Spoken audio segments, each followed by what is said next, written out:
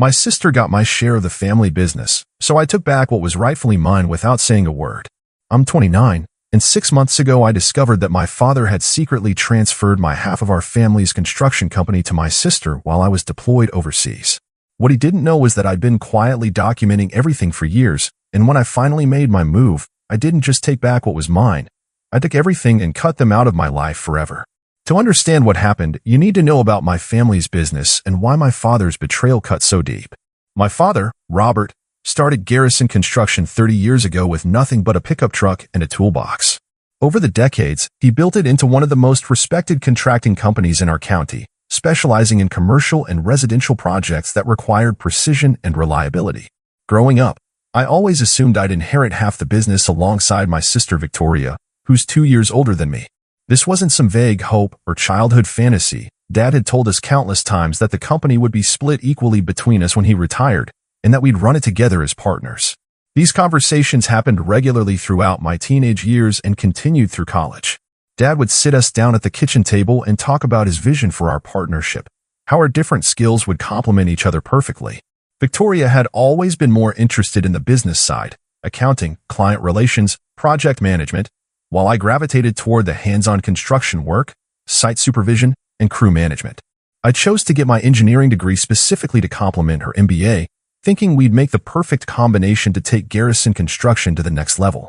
Every major decision I made about my education and career was based on the assumption that I'd eventually be running this business alongside my sister. But looking back now, I can see warning signs I should have recognized earlier. Victoria had always been Dad's favorite, though he tried to hide it. She was the first child, the one who'd shown early interest in business, the one who'd never disappointed Dad by pursuing interests outside the family company. When I decided to join the Army Reserve after college instead of immediately joining the family business full-time, Dad had been supportive publicly, but I could sense his disappointment underneath the encouraging words. The cracks in our family dynamic became more obvious when my reserve unit got called up for deployment to Afghanistan. While Dad told me my position would be waiting when I got back, there was something in his tone that should have worried me. He seemed almost relieved that the decision about my immediate role in the company was being postponed. Victoria's response was even more telling. She seemed genuinely pleased that I'd be gone for 18 months, like my absence would give her room to grow into the leadership role she'd always wanted without having to share it. During my deployment, I made every effort to stay connected to the family business. I participated in weekly video calls about ongoing projects, reviewed contract proposals via email, and offered technical advice on complex construction challenges from halfway around the world. On the surface, everything seemed normal and collaborative. Victoria would update me on client relationships, Dad would ask my opinion on equipment purchases, and they both seemed appreciative of my continued involvement despite being thousands of miles away. But there were subtle changes in how they talked about the business that I didn't recognize as significant until much later. Victoria started referring to business decisions as her decisions rather than collaborative choices made with Dad's guidance. She began discussing long-term strategic plans that seemed to assume she'd be running things independently rather than as part of a partnership with me. Most telling, Dad stopped mentioning our future partnership entirely and started talking exclusively about Victoria's vision for the company's growth and development. When Victoria would describe new client relationships she was building, she'd talk about them as her personal connections rather than company assets. When Dad discussed equipment purchases or facility improvements, he'd frame them as investments in Victoria's future rather than improvements that would benefit both of us. These changes in language seemed minor at the time, but they reflected a fundamental shift in how my family was thinking about the business's future leadership structure.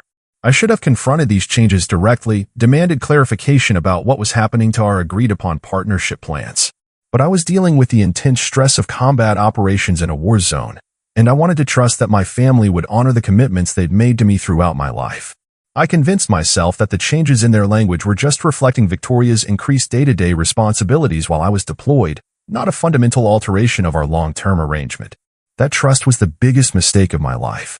When I returned home 6 months ago, I was genuinely excited to dive back into the work I'd missed and start building the partnership with Victoria that we'd always planned. I'd spent months overseas thinking about improvements we could make to company operations, innovations we could implement to give Garrison Construction a competitive edge. I'd even developed some cutting-edge construction techniques working with Army engineers that could revolutionize how we approached certain types of projects. But Victoria's reception when I returned was ice-cold and immediately concerning.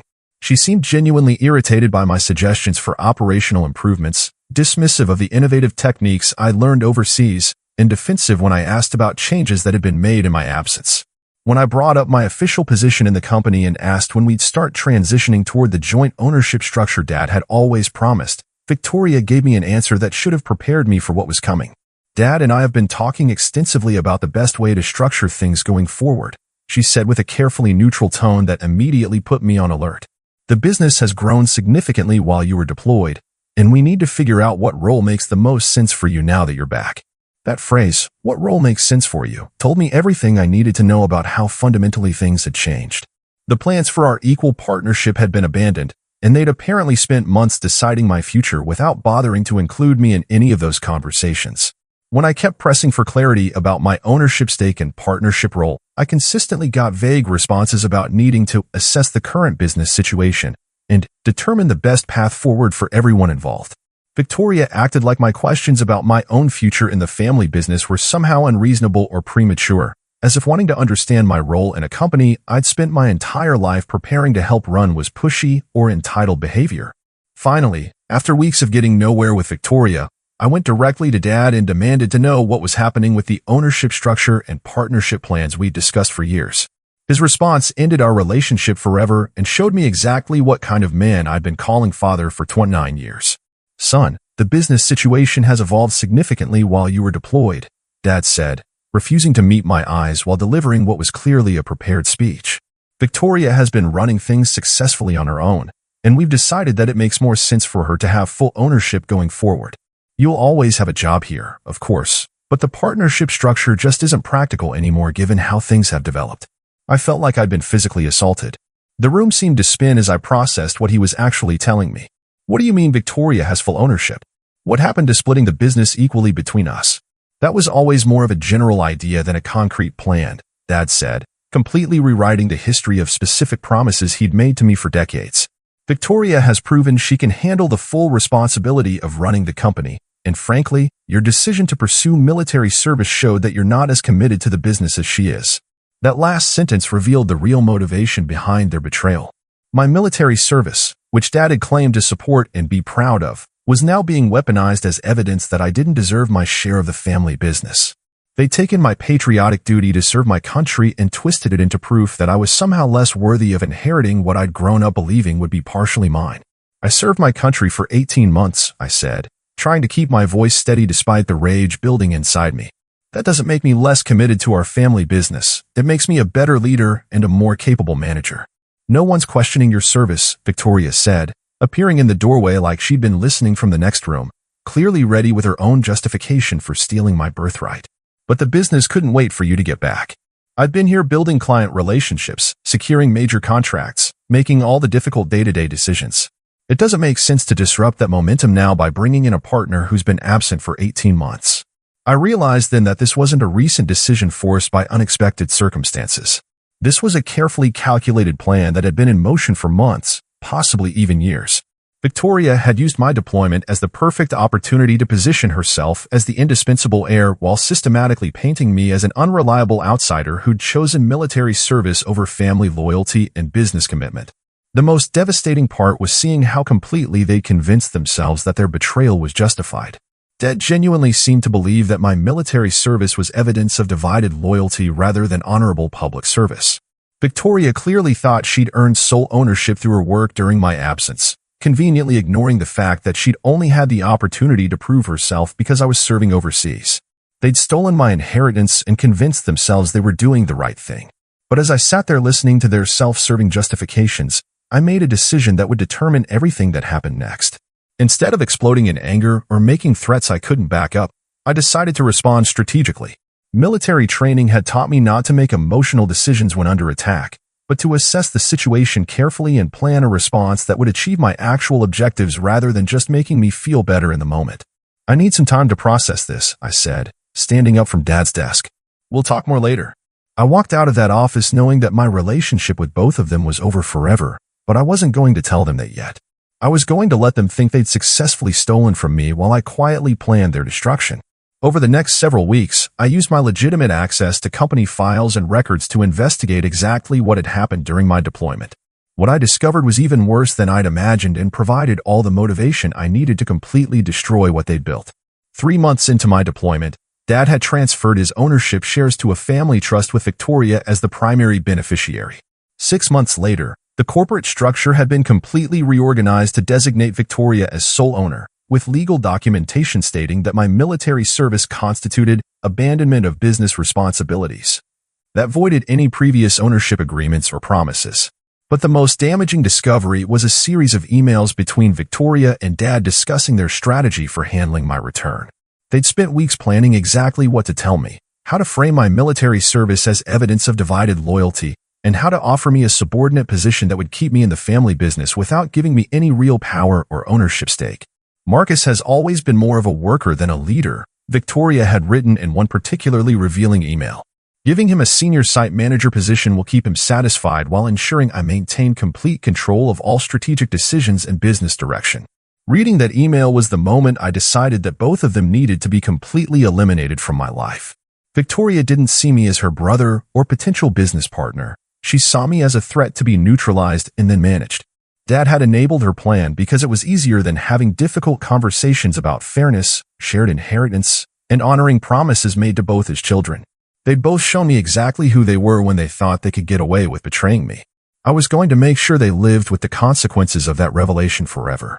But as I continued investigating their recent business decisions, I started noticing that Victoria's management was creating serious structural problems that would eventually destroy everything Dad had spent decades building. She'd been cutting corners on safety protocols to increase short-term profit margins, resulting in multiple OSHA violations that put workers at risk and exposed the company to massive liability.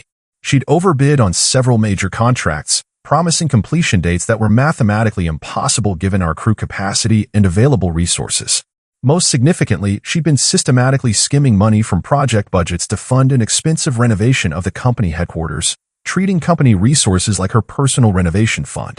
Victoria was excellent at spreadsheets and client presentations, but she'd never understood the operational realities of construction work. Her decisions were creating a house of cards that would inevitably collapse, and when it did, I was going to be ready to pick up the pieces and rebuild something better from the wreckage. Instead of confronting Victoria about her mismanagement or trying to save a company that had been stolen from me, I made a calculated decision to let her destroy it while I built something better. Then I would step in to acquire the wreckage and cut both of them out of my life permanently. Using my military service credentials and personal savings, I secured a business loan and quietly established Blackstone Construction. I approached this like a military operation, with clear objectives and a strategic timeline for execution. My first target was Garrison's workforce. I reached out to the company's most skilled workers and subcontractors, the people who actually made projects successful but were growing increasingly frustrated with Victoria's leadership style. What I learned confirmed everything I'd suspected about her management failures. "Your sister's been treating us like disposable equipment," one of our veteran foremen told me during a private conversation. "She eliminated performance bonuses, cut back on safety equipment quality, and expects us to meet impossible deadlines with skeleton crews. Half the guys are already looking for other jobs." I offered these workers something Victoria never would: respect, fair compensation, realistic project timelines, and a company culture that valued experience and expertise. Within 6 weeks, I convinced 8 of Garrison Construction's most skilled workers to join Blackstone, along with 3 specialized subcontractors who'd been essential to Garrison's most complex projects.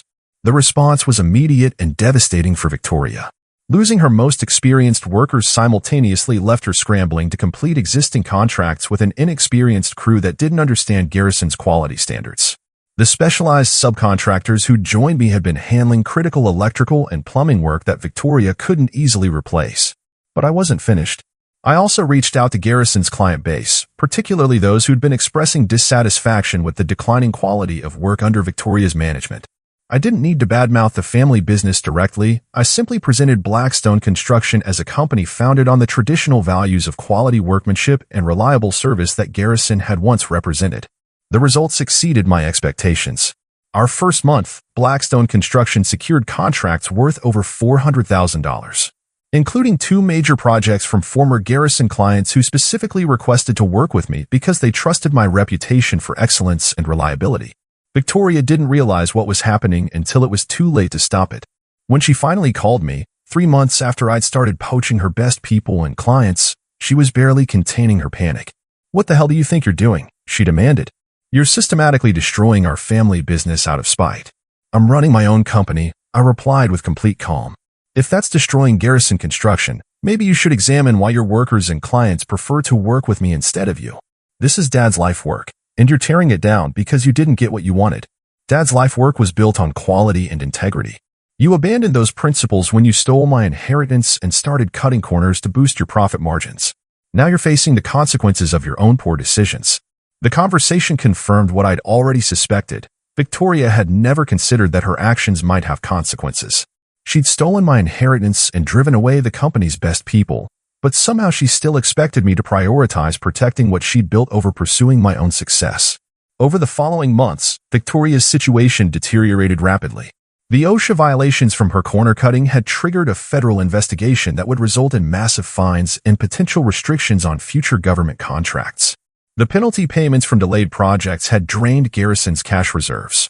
Most critically, their reputation for quality work had been so damaged that new contracts were becoming increasingly difficult to secure. Through industry contacts, I learned that Victoria was secretly trying to sell the company to avoid complete bankruptcy, but the due diligence process was revealing all the problems she'd created.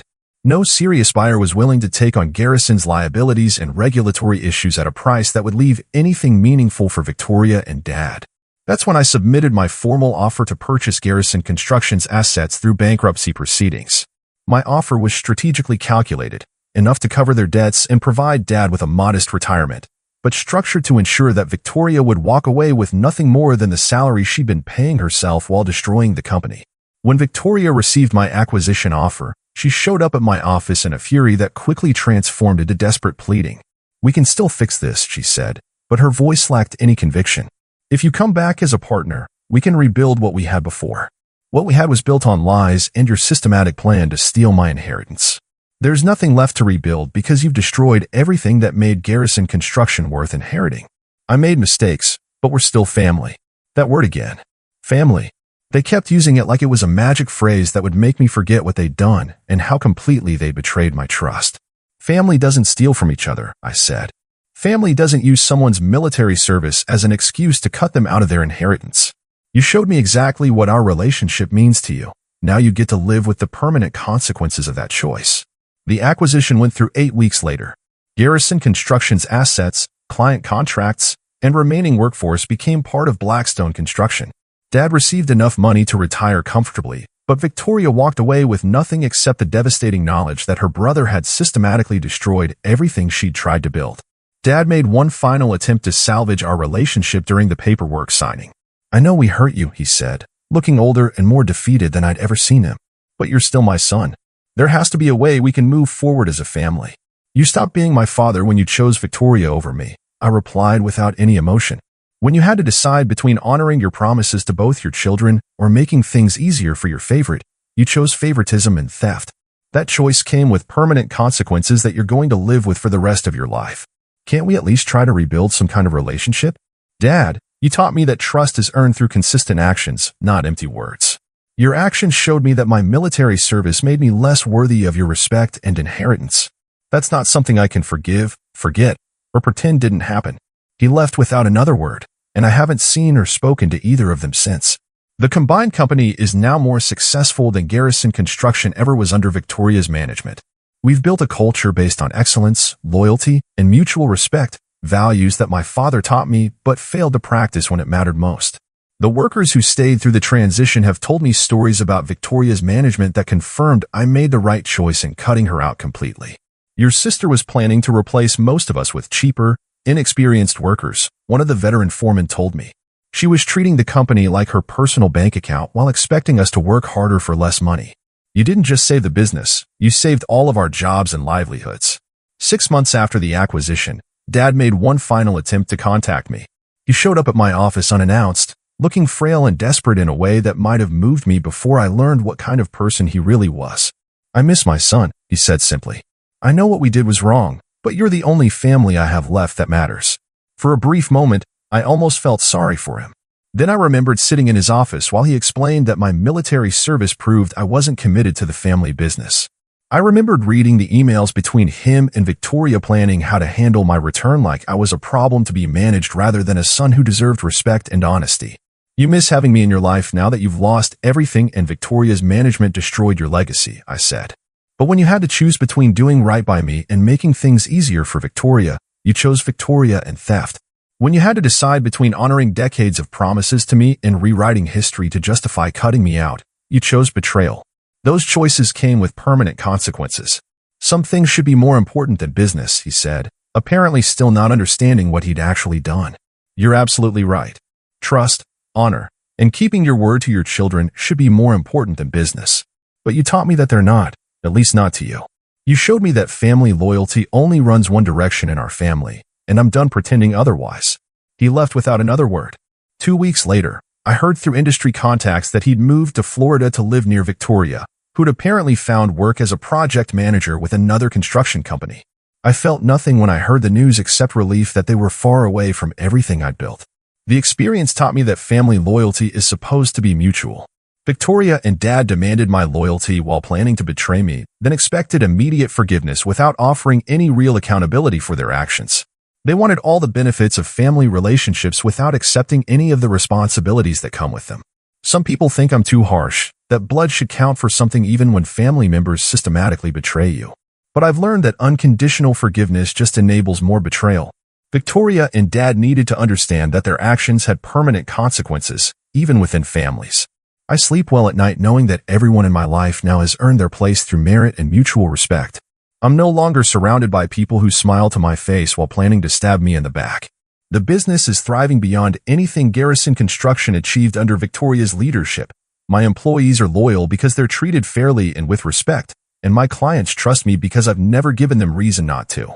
Victoria and Dad showed me who they really were when they thought they could get away with betraying me completely. I believed them.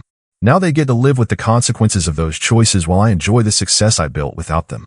The military taught me that some battles are worth fighting and some bridges are worth burning completely. This was both. I fought for what was rightfully mine and won everything. The bridges I burned were already rotten with deception and betrayal anyway. What do you think? Should family loyalty override everything else, or are there some betrayals that can't and shouldn't be forgiven? I built something better than what they stole from me, and I did it without compromising my integrity or accepting their version of family loyalty that only benefits the people willing to lie and steal. Some people deserve to be cut out of your life permanently, even when they share your DNA. Victoria and Dad proved they were exactly those kind of people.